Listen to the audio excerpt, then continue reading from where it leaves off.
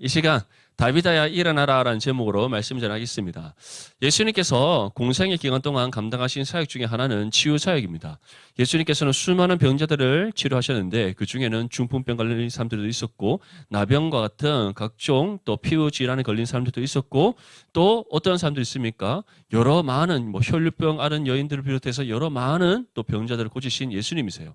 예수님께서는 먼저 눈을 뜨게 하시고 또 앉은 백 일어서게 하시고 그리고 각종 병에 걸린 모든 사람들을 주님께서 말씀으로 또는 능력으로 하나님께서는 치료하시는 그런 놀라운 은혜의 역사를 일으키셨습니다. 그런데 예수님의 이와 같은 치료의 역사가 예수님을 끝나지 않고 이제 사도행전에서는 누구로 이어지고 있다는 것을 우리가 보여주고 있습니까? 예수님의 제자들인 사도들로부터 이 치유 사역이 이어져 오고 있다는 것을 보여주고 있습니다. 사도행전에서 가장 먼저 일어났던 치유 사역은 무엇이었죠? 어디입니까? 어디에서? 그렇죠. 예루살렘 성전 미문 앞에서 남에서부터 안진병이었던 사람을 일으키는 그 사건이 가장 첫 번째 나왔던 치유 사건입니다.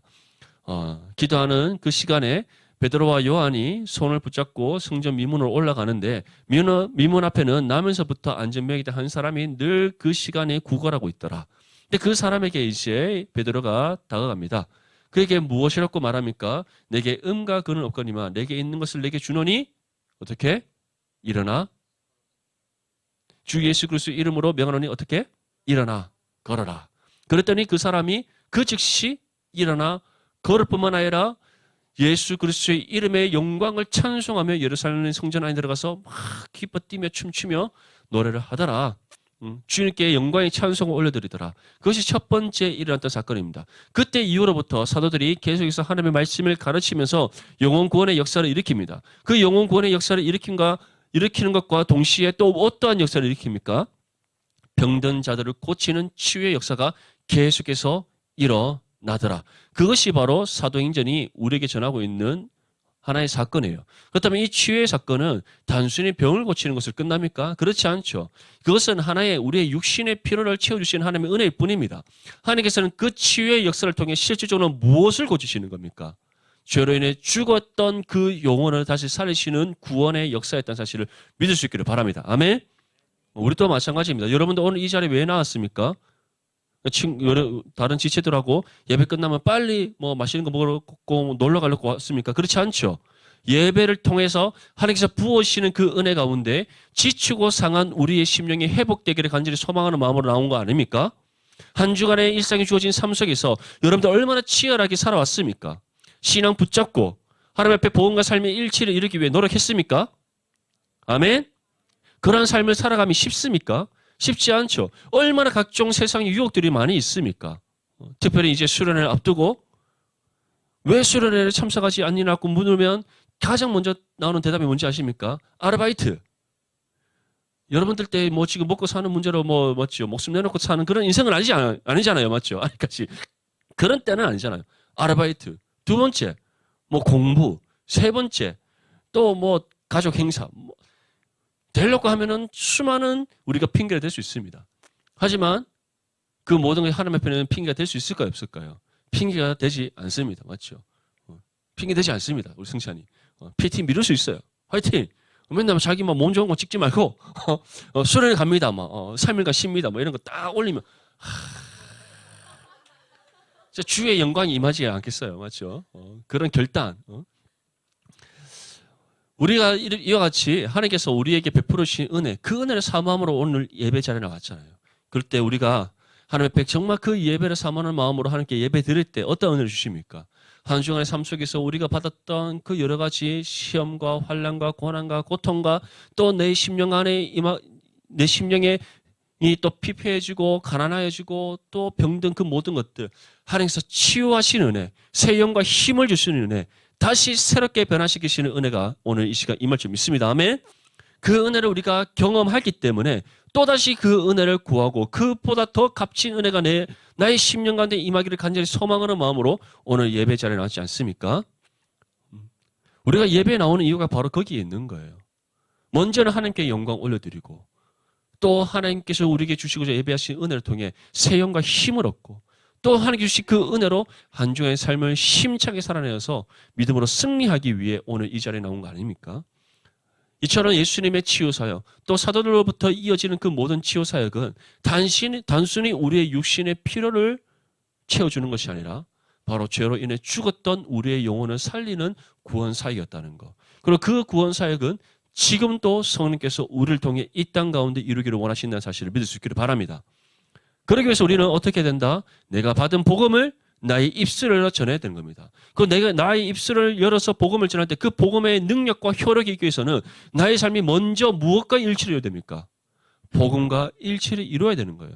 내가 복음을 먼저 삶으로 살아내지 못하고 나의 삶이 먼저 복음과 일치를 이뤄가지 못하는데 어떻게 내가 전한 복음의 진리가 영향력을 발하고 그 능력과 효력이 일어날 수 있겠어요? 사도들이 병고침의 은사 또는 또 말씀을 전하여서 그 영혼 구원의 역사 이 모든 것을 일으킬 때 그들의 삶을 통해서 그것이 일어날 수 있었던 근본적인 이유가 뭐였어요? 그들이 어떠했다? 성령 충만했다. 성령 충만했다는 것은 그들이 성령과 온전히 하나됨을 이루었다. 진리의 성령께서 말씀을 통해 깨닫게 하시는 바 그 뜻을 따라 그들이 온전히 살아내었다는 거예요. 그것이 전제입니다. 그 이후에 그들의 입술을 열어 복음을 전할 때 복음을 전한 곳마다 영혼 구원의 역사가 일어났고 그들이 성령의 능력 가운데 치유의 역사를 일으킬 때마다 죄로 인해 죽었던 그 영혼이 다시 살아나는 은혜의 역사가 일어났던 거예요. 이 은혜의 역사가 2000년 전 초대교회에서 일어난 것을 그치지 않고 오늘날 이 시대를 살아가는 저와 여러분들의 삶을 통해 이 땅 가운데 일어날 수 있기를 축복합니다. 특별히 오늘 읽었던 우리의 본문 말씀에 보면 이시에 베드로가 루다에서 어디로 가게 됩니까? 요바로 가게 됩니다. 맞죠? 루다에서는 어떤 사건이 있었죠? 누구를 만났다? 8년간 중풍병으로 인해서 침상에 누워있던 애니야라는 한 사람을 만납니다. 베드로가 루다에 갔던 이유는 루다에 사는 성도들을 만나기 위해서였어요. 그 성도들을 왜 만나기를 원했는가? 그곳에서 루다에 사는 성도들을 말씀으로 가르치고 그들이 신앙 가운데 든든히 세워져 갈 수 있도록 그 복음 사역을 감당하기 위해 베드로가 루다에 갔던 겁니다. 근데 루다에 갔더니 누가 있었다? 중풍병에 걸려서 8년 동안 침상에 누워있던 애니야라는 한 사람이 있었다. 근데 그 애니야를 향해서 베드로가 무엇을 얘기합니까? 애니야야, 예수 그리스도께서 너를 낫게 하시기를 원하신다. 내가 너를 낫게 하는 것이 아니라 누가 낫게 하신다? 예수 그리스도께서 너를 낫게 하신다. 그러니 어떻게? 일어나 너의 자리를 정돈하라. 그 말씀을 듣는 그 즉시 애니야가 병고침을 받고 자리에서 일어나 자신의 침상을 정돈합니다. 그리고 이 장면을 이 은혜의 역사를 직접 목도한 루다에 사는 수많은 사람들이 어떻게 되었다? 예수 그리스도를 구주로 영접하는 은혜의 역사가 일어났다.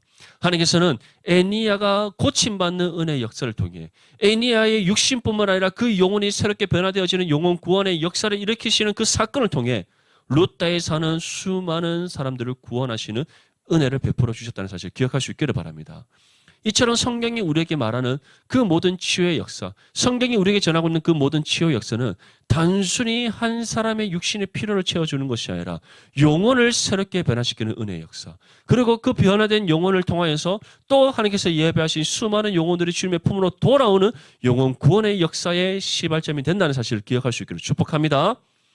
그리고 이제 베드로는 루다에서 요바로 가게 됩니다. 루다는 어디에 있느냐? 예루살렘에서 지중 해안 그 서쪽으로 조금 멀리 조금 가다 보면은 루다라는 한 도시가 있고 요바는 어디예요? 그 이스라엘 지역에서 가장 유명한 항구 도시 그게 요바입니다. 어디서 많이 들어보지 않았어요? 구약에 이 요바와 관련된 사건이 한 명 나옵니다. 누구로 인해서 이 요바가 등장하죠? 그렇죠. 요나를 통해서. 요나가 하나님께서 어디로 가라 했습니까? 니느웨로 가라 했잖아요. 그랬더니 반항을 하죠. 반항을 하고는 어디로 갑니까? 요바로 직행을 합니다. 요바로 딱 갔더니 요바에 마침 뭐가 있었다? 다시스로 가는 배가 있더라. 그래서 바로 막 표를 사서 다시스로 가는 배에 올랐더니 강풍을 만나 죽을 뻔하잖아요. 맞죠? 그 요바입니다. 근데 그 요바로 가기 전에 옆에 있는 가까운 도시에 루다라는 도시가 있었어요. 베드로는 지금 루다에 있죠. 근데 요바에서 갑자기 어느 한 사건이 일어납니다. 우리 36절 말씀과 36절, 37절 함께 읽겠습니다. 시작. 요바에 다비다라 하는 여제자가 있으니 그 이름을 번역하면 도르가라. 선행과 구제하는 일이 심히 많더니 그때 병들어 죽음에 시체를 씻어 다락에 누이니라. 아멘. 다비다라 하고 또 도르가라 하는 한 여인이 등장합니다.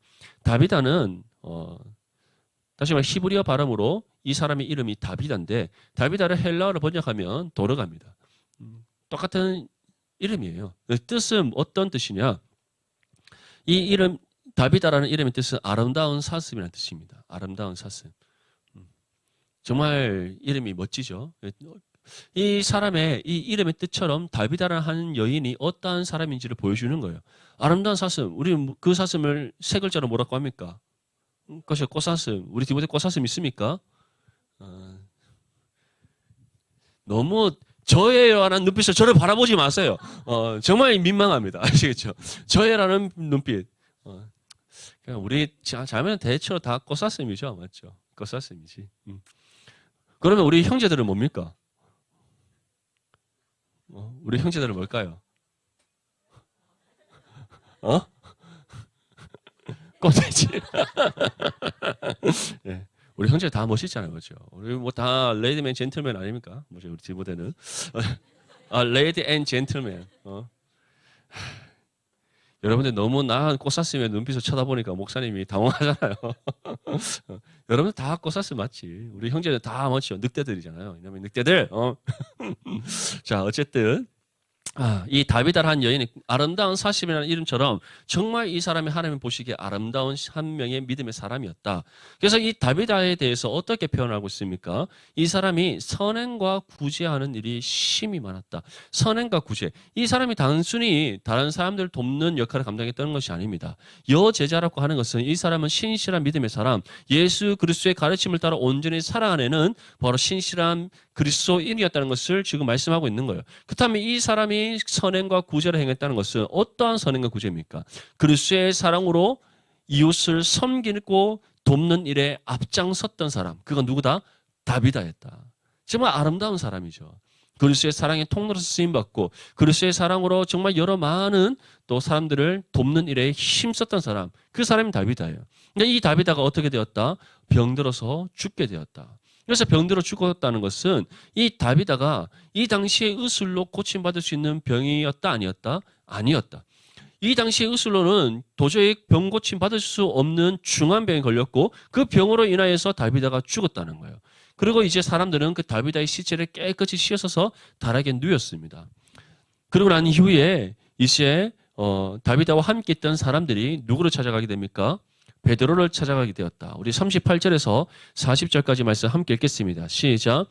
룻다가 요바에서 가까운지라 제자들이 베드로가 거기 있음을 듣고 두 사람을 보내어 지체 말고 와달라고 간청하여 베드로가 일어나 그들과 함께 가서 이르매 다락방에 올라가니 모든 과부가 베드로 곁에 서서 울며 돌아가가 그들과 함께 있을 때 지은 속옷과 겉옷을 다 내 보이거늘 베드로가 사람을 다 내보내고 무릎을 꿇고 기도하고 돌이켜 시체를 향하여 이르되 다비다야 일어나라 하니 그가 눈을 떠 베드로를 보고 일어나 앉는지라. 아멘.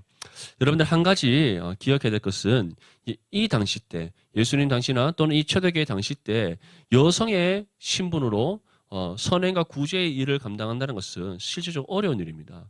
왜냐하면 예수님 때 또 이 초대교회 때만 해도 여성에게 인권이 있을까요 없을까요? 없습니다. 없기 때문에 여성들은 숫자에 포함되지 않습니다. 인구조사할 때 남자들만 인구조사에 들어가지 여성들은 인구조사에 들어가지 않습니다. 그것은 여성의 인권이 철저하게 인정되지 않는 시대가 바로 이 초대교회 때 시대예요. 그런데 이 다비다라는 사람은 어땠다? 이러한 시대적인 배경 속에서도 그리스도의 사랑으로 선행과 구제를 힘썼던 사람이다. 그런데 오늘 본문 말씀에 보면은 다비다가 선행과 구제를 행했던 대상이 누구였다고 그렇게 전하고 있습니까? 과부들이었다. 과부들. 남편을 잃고 홀로 경제적인 삶을 살아가야 되는 사람들. 근데 실제적으로 여성들의 인권이 존중되지 못했던 시기였기 때문에 이 과부들이 직업을 가질 수 있었을까요? 돈을 벌 수 있는 어떤 수단이 있었을까요? 없었다라는 거예요. 정말 할 수 있는 일이라는 것은 정말 일용직, 정말 가장 천한 직업들. 누구라도 하기 싫어하는 것들. 한마디로 노비와 같이 남의 집에서 일을 돕거나 또는 뭐 아주 중요한 노동을 감당한다든지 그런 일들밖에 할 수가 없었던 거예요. 그런데 그러한 상황 속에서 이 다윗이라는 사람이 과부들을 돌보는 일들을 감당했다는 거예요. 그래서 이 당시 때 그러면 과부들을 돌보는 일에서 가장 많이 했던 일들이 어떤 것인가? 속옷과 겉옷을 만들어주는 거. 한마디로 의복을 만들어주는 거. 옷 하나 해입을 만한 경제적인 여건이 되지 않는 사람들이 과부들이었던 겁니다. 그래서 다윗은 자신이 병에 걸려 죽기 전까지 어떠한 일을 감당했다? 그 과부들의 속옷과 겉옷을 만들어서 그들을 섬기는 일을 감당했다. 그래서 이제 다윗가 죽고 난 후에 다윗과 함께 있던 그 사람들이 베드로를 찾아가죠. 베드로에게 다윗의 죽음을 알리면서 욥바로 와달라고 간청합니다. 그래서 이제 베드로가 그 사람들과 함께 욥바로 오죠. 욥바로 와서 다윗의 집에 왔더니 누가 있더라? 과부들이 있더라. 그 과부들이 살아생전에 다윗가 만들었던 겉옷과 속옷을 이제 베드로에게 보여주더라. 사실 이 사람들이 지금 베드로에게 요청하고 싶은 것은 무엇이겠어요? 할 수만 있다면 다윗을 살려달라는 것 아니겠습니까? 정말 이 사람이 우리에게 너무나 소중한 사람이고 우리가 이 사람에게 받은 은혜가 너무 크기에 다시 이 사람이 할 수만 있다면 살려달라고 베드로에게 요청하고 싶지 않겠어요? 근데 이 사람들이 그런 말을 하지 않습니다. 베드로에게 다윗을 살려달라는 말을 하지 않습니다. 그 마음의 소원은 있을지 몰라도 그 말을 내뱉지 않아요. 오로지 그냥 지체 말고 와달라고 간청할 뿐이라는 거죠. 베드로가 이제 왔더니 그 사람들이 베드로만 바라보고 있는 겁니다. 베드로는 어떻게 합니까? 그 사람들 다 내보내고 다락에 올라가서 다윗의 시체를 앞에 놓고 뒤로 돌아서 어떻게 합니까? 기도를 합니다. 어떤 기도를 했는지 나오지 않습니다. 단순히 베드로는 사람을 다 내보내고 무릎을 꿇고 기도했을 뿐이다라고 우리에게 말씀하고 있습니다. 그리고 이제 돌이켜서 다윗을 향해서 무엇이라고 선포합니까? 다윗아야 일어나라. 다른 말을 하지 않습니다. 오로지 한 말씀만 전합니다. 다윗아야 일어나라. 이 말씀을 듣는 순간 어떻게 되었다? 다윗아가 눈을 떠 베드로를 보고 일어나 앉는지라. 정말 놀라운 사건이지 않습니까? 자, 한번 생각해 보십시오. 지금 다윗은 어떠한 상황입니까? 병이 들어 죽었는 상태. 실제로 죽음 가운데 육신의 삶이 끝난 상태에 있습니다. 이 모습이 꼭 누구를 가리키는 것 같아요? 구원받기 이전에 우리의 모습을 가리키는 겁니다. 우리의 육신은 호흡하며 살아가고 있을지 모르나 우리의 영혼은 죄로 인해 죽어있는 상태. 이전에 사울의 회심에 따라 한번 생각해 보십시오. 사울이 부활하신 예수 그리스도, 다메섹으로 가는 길에서 혼련의 한 빛 가운데 임하신 부활하신 예수 그리스도를 만나고 난 이후에 바울이 어떻게 되었다? 눈이 멀어서 앞을 보지 못하게 되었다. 이것 또한 누구를 가리키는 겁니까? 죄로 인해 죽어있던 우리의 모습을 가리키는 겁니다. 우리가 하나님을 알지 못한 때, 죄로 인해 우리의 영혼이 죽어있을 때, 우리가 눈을 뜨고 호흡하며 이 땅을 살아가고 있으나 하나님과 단절된 관계 속에 죄로 인해 하나님과 단절된 관계 속에 있었기 때문에 우리의 영혼은 죄로 인해 죽어 있었고 또 하나님의 임박한 심판의 진노 아래 있었던 거예요. 그것이 바로 눈이 먼 사울의 모습을 통해 우리를 보여주고 있는 겁니다. 눈을 뜨고 있으나 하나님을 보지 못합니다. 호흡하며 살아가고 있으나 우리의 영혼은 죄로 인해 죽어 있습니다. 육신의 삶이 그 끝나는 그 순간 영원한 멸망에 이를 존재했어요. 다윗의 모습 또한 마찬가지입니다. 다윗가 죽어 있는 이 모습, 그것은 우리의 모습, 구원받기 이전에 우리의 모습을 가르쳐 주는 거예요. 그것을 지금 우리에게 대신하여 보여주고 있는 겁니다. 우리 또한 다윗처럼 육신의 생명은 있으나 그 영혼은 죄로 인해 죽어 있었고 우리가 이 땅 가운데 호흡하며 살아가고 있으나 실제로는 죄로 인해 하나님과 단절된 관계 속에서 임박한 심판의 진노 아래에 있었던 존재, 그것이 우리였다는 거예요. 그런데 이 시에 베드로가 그 다윗을 향해 무엇이라고 얘기합니까? 다윗아야 일어나라. 다시 말해 예수 그리스도께서 우리를 부르는 그 순간 우리는 어떻게 되었다? 믿음으로도 구원받게 되었다. 눈을 떠 일어나 주를 바라보게 되었다. 그것을 지금 우리에게 대비하여 보여주고 있는 겁니다. 사랑하는 우리 디모데 지체들, 예수 그리스도를 믿음으로 구원받았음을 믿습니까? 그 믿음으로 인하여서 죄로 인해 죽었던 우리의 영혼이 다시 살아났음을 믿습니까? 이전에 주님을 알지 못한 때는 우리가 주님을 보지 못하였고 주님의 음성을 듣지 못하였지만 이제는 주님의 음성을 들으며 살아가고 있고 우리의 눈을 들어 주님을 바라보고 있음을 믿습니까? 그것이 바로 죽음 가운데 있다가 다시 살아난 다윗의 모습을 통해 보여주는 하나님의 구원의 역사인 겁니다. 우리 주변의 친구들은 어때요? 여전히 하나님을 알지 못한 채 살아가고 있는 많은 친구들이 있지 않습니까? 그 친구들에게 우리는 어떻게 해야 되겠어요? 우리가 받은 복음을 전해야 되는 겁니다. 그냥 전하는 것이 아니라 우리가 먼저 복음을 삶으로 살아내야 돼요. 복음을 삶으로 살아내어서 복음의 진리 가운데 거하는 삶이 무엇인지를 우리가 그들에게 증명해 보여야 됩니다.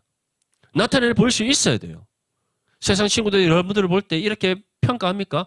야, 내가 예성이 너 보니까 예성아 너는 진짜 예수 믿는 사람 같아. 그런 말 들어야 돼요. 우리 민성이 보면은 맞죠? 옆에서 같이 함께 운동하는 그 트레이너들이 그 세상에 있는 친구들이 와 형제는 진짜 운동도 잘하고 얼굴도 잘생겼는데 와 진짜 예수 믿는 사람 같아. 이런 말 들어야 되는 거예요. 아멘? 그런 말 들어야 돼요. 우리 작년이 막 교회 그 병원에서 맞죠? 실습할 때 그 수많은 그 병든 환자들 맞죠? 그 병든 환자들의 60만 치료해 주지 말고 우리 상인을 통해서 우리 잘생긴 형제 때문에 내 병도 고쳐지는 것 같은데 내 영혼의 치료가 일어나는 것 같아. 이런 말 들어야 되는 거예요. 우리 효빈이가 너무 부끄러워서 맞지. 그 좋아해서 그런 말 들어야 되는 거예요. 원하기는 우리 모든 디모데치들 한 사람이 여러분들의 삶의 모습을 통해 정말 아름다운 하나님의 형상이 나타날 수 있기를 바랍니다. 아멘. 여러분들의 복음을 삶으로 살아냄으로써 세상과 구별됨을 나타내고 그것을 여러분들과 함께 더불어 살아가고 있는 세상 친구들이 볼 수 있기를 바랍니다. 그들로부터 인정받을 수 있기를 바랍니다. 그리고 난 이후에 우리가 복음을 전할 때 그 복음에 무엇이 나타난다? 능력이 나타나는 거예요. 복음의 효력이 일어나는 겁니다. 영혼 구원의 역사가 일어나게 되는 거예요. 오늘 다비다가 다시 살아나는 이 사건은 죄로 인해 죽었던 우리가 어떻게 다시 살아나게 되었는지를 보여주는 정말 중요한 사건입니다. 눈을 뜨고 있으나 주님을 바라보지 못했던 우리. 호흡하며 살아가고 있으나 죄로 인해 그 영혼이 죽어 있었던 우리. 하나님과 죄로 인해 단절된 관계 속에서 세상의 그 죄 아래에 갇혀 있던 우리. 그러한 우리를 죽음에서 생명으로 옮기신 이가 예수 그리스도이십니다. 죽었던 우리의 영혼을 다시 살리신 이가 예수 그리스도입니다. 지금 민욱이처럼 눈 감고 있던 우리 민욱이를 다시 눈 뜨게 하신 이가 예수 그리스도이십니다. 아멘. 네. 그런 주님의 은혜가 우리에게 어떻게 주어졌습니까? 값없이 주어졌다. 영원한 우리를 영원 전부터 영원토록 사랑하시는 주님의 그 사랑 안에서 우리에게 값없이 베푸르신 주님의 은혜라는 사실을 믿을 수 있기를 바랍니다. 그 은혜를 받은 우리는 이제 어떠한 삶을 살아가야 되겠습니까? 먼저는 우리가 복음을 삶으로 살아내고 우리의 입술을 열어 복음을 전해야 됩니다. 우리가 복음을 전할 때 하나님 예비하신 영혼을 만나게 하시고 또 만나게 하신 그 영혼이 우리를 통해 다시 눈을 떠 일어나 주님을 바라보게 하는 놀라운 영혼 구원의 역사가 임할 줄 믿습니다. 우리 마지막으로 41절과 43절까지 말씀 함께 읽겠습니다. 시작. 베드로가 손을 내밀어 일으키고 성도들과 가부들을 불러들여 그가 살아난 것을 보이니 온 요파 사람이 알고 많은 사람이 주를 믿더라. 베드로가 요파에 여러 날 있어 시몬이라 하는 무두장이의 집에서 머무니라. 아멘. 이처럼 베드로를 통해 하나님께서는 다비다라는 한 여인을 다시 살려내셨습니다. 이 다비다라는 한 여인이 살아나는 것은 바로 하나님의 영혼 구원의 역사를 보여주는 너무나 중요한 사건이에요. 그런데 다비다의 살아남을 통해서 하나님께서 또 다른 영혼 구원의 역사를 일으키십니다. 어떠한 영혼 구원의 역사를 우리에게 보여주고 있습니까? 온 요파 사람들, 온 요파 사람이라는 것은 요파라는 이 성에 살고 있는 그 모든 사람들이 수많은 사람들이 어떻게 되었다? 다비다가 다시 살아난 그 사건을 통하여서 예수 그리스도를 믿고 구원받게 되었다. 이처럼 하나님께서는 다비다라는 한 여인의 다시 살려내는 그 영혼 구원의 역사를 통해서 요빠라는 한 성읍을 구원하시는 은혜를 베풀어 주셨다는 겁니다. 우리 임원 리더들, 지금 우리 팀 켈러의 복음과 삶을 통해서 첫 번째 시간 무엇을 배웠습니까? 도시에 대해서 배웠어요. 우리가 품고 기도해야 될 도시는 어디입니까? 부산입니다. 조금 더 좁은 범위로 여러분들이 품고 기도해야 될 캠퍼스와 직장은 어디입니까? 여러분들이 속한 캠퍼스와 직장입니다. 조금 더 좁은 범위로 여러분들이 품고 기도해야 될 가정은 어느 가정입니까? 여러분들의 가정입니다. 또 더 나아가서 우리가 품고 기도해야 될 신앙 공동체는 무엇입니까? 디모데예요. 아멘? 우리가 이 공동체를 위해서 기도하고 여러분들의 가정을 위해서 기도하고 여러분들의 캠퍼스를 위해서 기도하고 여러분들의 직장을 위해서 기도하고 더 나아가서 이 도시를 품고 기도할 때 우리를 통해 놀라운 영혼 구원의 역사가 반드시 이 땅 안에 임할 줄 믿습니다. 아멘. 다비드가 다시 살아난 그 사건을 통해 온 요파 사람들이 예수 그리스도를 믿고 구원받은 것처럼 이제 먼저 구원받은 우리를 통해 이 땅 가운데 복음이 증거될 때 다비드와 같은 한 영혼이 살아나는 것을 그치지 않고 그 영혼이 살아나는 복음의 역사를 통해 이 도시가 복음으로 변화되는 놀라운 은혜의 역사가 임할 줄 믿습니다. 그런 은혜의 역사를 일으켜가는 믿음의 삶이 되기 위해 우리는 어디에 참여해야 됩니까? 동계수련회에 참여해야 됩니다. 알겠지, 승찬아? 화이팅! 꼭 참여하기를. 우리 희연이 화이팅! 꼭 참여하기를 바랍니다. 아멘? 예, 우리 세연이도 꼭 참여하기를. 그 어머니를 위해서 와서 기도해야 될 거 아니에요. 맞죠? 우리 정우도 화이팅! 예. 제가 이 말씀을 준비하면서 우리 디모데를 한번 돌아봤어요. 좀 이따 제가 또 오후 예배 때 말씀 묵상하러 내려가야 되거든요. 돌아봤는데 제가 처음 디모데에 왔을 때 2021년입니다. 왔는데 코로나 5단계 비대면 예배를 드렸어요. 그때는 이 무대가 없었어요. 이 강대상이 없고 저기 이렇게 강대상이 있고 뭐 이상한 뭐 맞죠? 칸막이 쳐져 있고 막 창고 더미에다가 쓰레기가 난무하고 완전 뭐 여기가 예배 드리는 곳인지 창고인지 구별이 안 되는 그런 곳이었어요. 근데도 막 좋다고 막 예배를 드리고 있었는데 그 예배 드리는 그 모습이 막 은혜스러운 모습이 아니에요. 오늘 또 어쩔 수 없이 오후 1시에 와서 습관을 쫓아 찬양할 때는 이렇게 박수를 치고 뭐 하여튼 뭐 기억납니까? 그때 그 시절 그랬었어요. 와 기가 차지 않더라고요. 근데 하필이면 또 그날 제가 설교했던 본문이 로마서 12장 1절에서 2절 말씀. 저의 제 목회에 제 목회 철학의 핵심이 되는 그 본문 말씀이에요. 그래서 딱 그 목회 철학도 좀 함께 공유할 겸 영적 예배 삶에 대해서 확 이제 선포를 했죠. 선포하고 난 뒤에 첫 번째 회의 때 제가 우리도 이렇게 될 수 있다. 할 수 있다. 이 부산의 도시를 우리가 복음을 일깨울 수 있다. 그때 제가 들었던 말이 뭔지 압니까? 목사님 우리 교회 그런 교회 아니에요. 저 충격적이었어요. 정말 마음이 아팠습니다. 되나 안 되나 한번 보자. 그러고 난 뒤에 이제 바야흐로 이제 한 1년의 시간이 다 돼갈 때쯤 한 11월 달쯤이었어요. 결혼에 대한 문제로 이렇게 여러 가지 고민이 있던 한 청년과 이제 저녁을 먹는데 그 청년이 이렇게 얘기했어요. 목사님 안 될 줄 알았는데 되네요. 근데 저는 이제 졸업입니다. 하면서 너무 아쉬워졌어요. 그래서 아니야. 이제 받은 은혜대로 청년부 올라가서 나중에 결혼하고 애절해서 하면 돼. 지금 완전 혼자 완전 맞죠. 뭐 그 몇몇 친구들이 있어요. 그때 그 무리들이 얼마나 열심히 하는지 모릅니다. 애절해서. 그러고 난 뒤에 이제 2022년이 되었어요. 그리고 이제 2022년에 또 하나님께서 얼마나 많은 은혜를 주셔갖고 우리 디모데가 또 그 코로나 기간 또 2021년에 우리가 20명이 등록했었어요. 12명이 수료를 했습니다.